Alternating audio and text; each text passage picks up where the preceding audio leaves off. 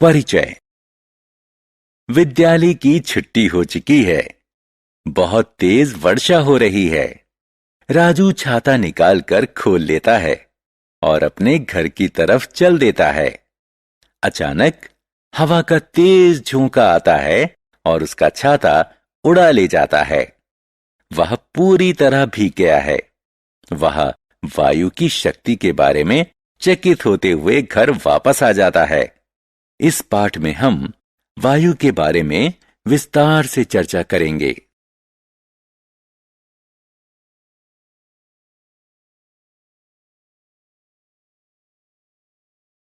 उद्देश्य।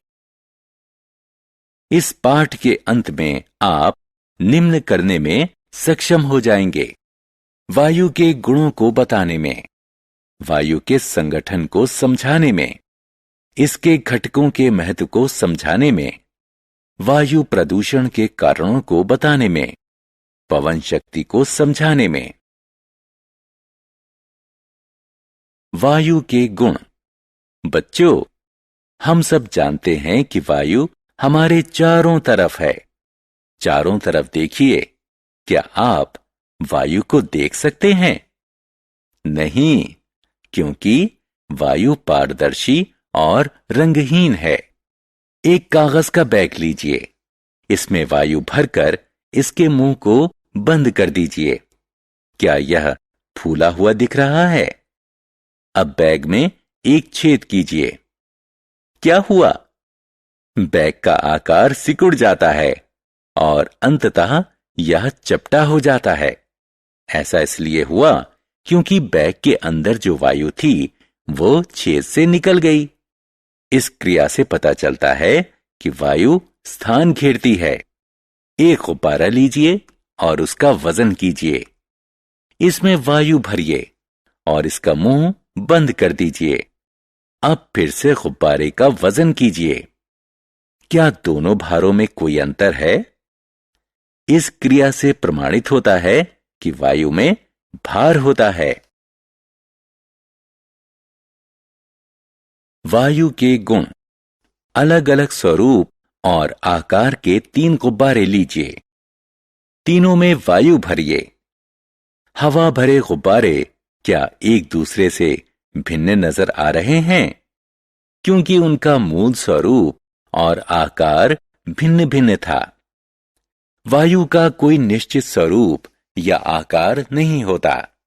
यह उसी पात्र का स्वरूप ग्रहण कर लेती है जिसमें रखी जाती है। समीप के पार्क में जाइए। एक सीधी रेखा में दौड़ना शुरू कर दीजिए। अपने शरीर पर एक रुमाल बांध लीजिए और दौड़ना जारी रखिए। क्या रुमाल नीचे गिरता है? नहीं, यह नहीं गिरता। आसपास की वायु रुमाल पर दबाव डालती है और आपके शरीर से चिपकाए रहती है। यह गतिविधि प्रमाणित करती है कि वायु दबाव आरोपित करती है। पृथ्वी के चारों तरफ की वायु को वायुमंडल कहते हैं। वायुमंडल द्वारा डाले जाने वाले दबाव को वायुमंडलीय दबाव कहते हैं। अधिक ऊंचाई पर वायु का घनत्व कम हो जाता है, इसलिए ऊंचाई बढ़ने के साथ ही वायुमंडलीय दबाव कम होता जाता है।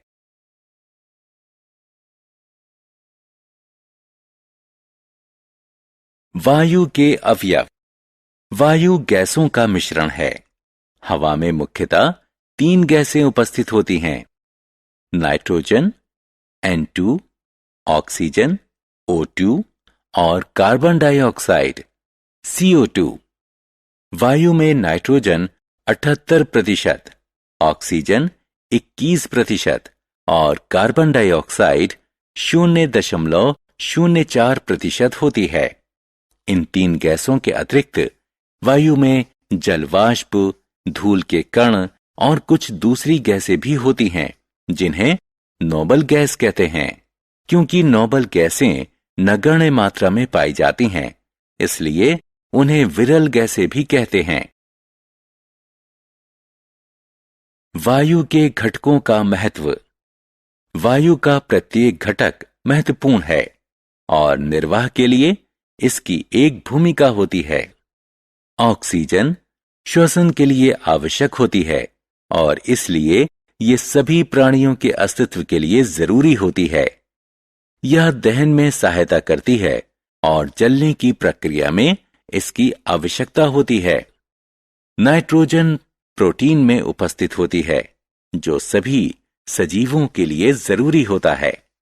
यह पादपों को प्रोटीन निर्माण में सहायता करता है। यह दहन में सहायता नहीं करती।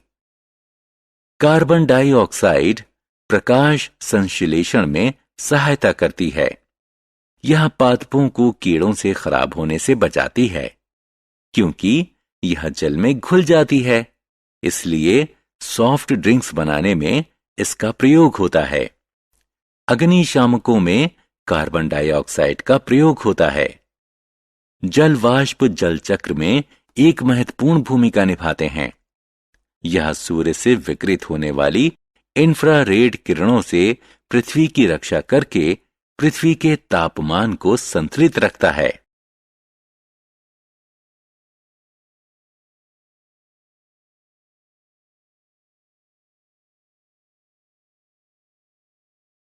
मृदा और जल में वायु। एक मिट्टी में थोड़ी मृदा लीजिए और इसमें धीरे धीरे जल मिलाइए। क्या आप मृदा में बनते बुलबुले देख रहे हैं? बुलबुले बनने का क्या कारण है? मृदा के कणों के बीच वायु रहती है। जब जल को मृदा में मिलाते हैं तो वायु जल का स्थान लेती है, जिसके परिणाम स्वरूप बुलबुले बनते हैं। मृदा में उपस्थित वायु पादपों के विकास को बढ़ावा देती है। वायु जल में भी उपस्थित रहती है। यह मछली और दूसरे जल में रहने वाले प्राणियों के निर्वहन में सहायता करती है।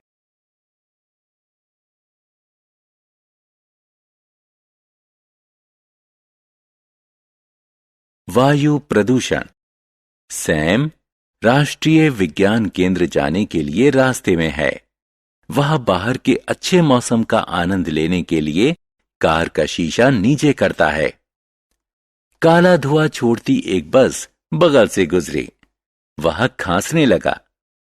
आप जानते हैं क्यों? गाड़ी से निकलने वाला धुआं वायु को प्रदूषित करता है। जब इसे श्वास के साथ अंदर लिया जाता है तो यह श्वसन नली और फेफड़े को उत्तेजित कर देता है। कारखानों से निकलने वाले हानिकारक रसायन भी वायु को प्रदूषित करते हैं। पेंट, वार्निश और स्प्रे में ऐसे रसायन होते हैं जिनसे वायु प्रदूषित होती है।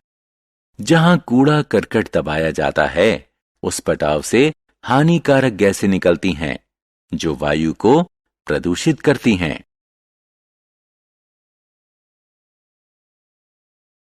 पवन शक्ति। गतिशील वायु को पवन कहते हैं।